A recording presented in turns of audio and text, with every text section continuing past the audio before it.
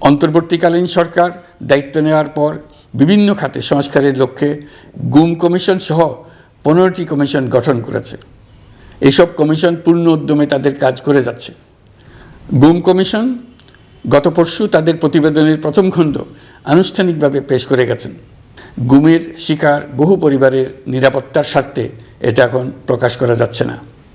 এই প্রতিবেদন পড়ার আগেই আপনাদেরকে সাবধান করে রাখি, এটা একটা লোমহর্ষক প্রতিবেদন।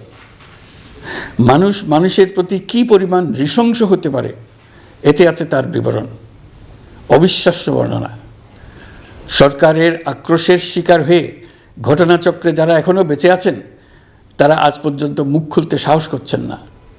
তাদের ভয় কিছুতেই কাটছে না। তাদের ভয় হঠাৎ যদি ওই জালেমরা আবার ক্ষমতায় আসে তাহলে তাদের প্রতি এরা নৃশংসতম হবে। গত সরকারের ঘৃণ্যতম অধ্যায়ের ঐতিহাসিক দলিল হিসেবে এই প্রতিবেদন অমর হয়ে থাকবে।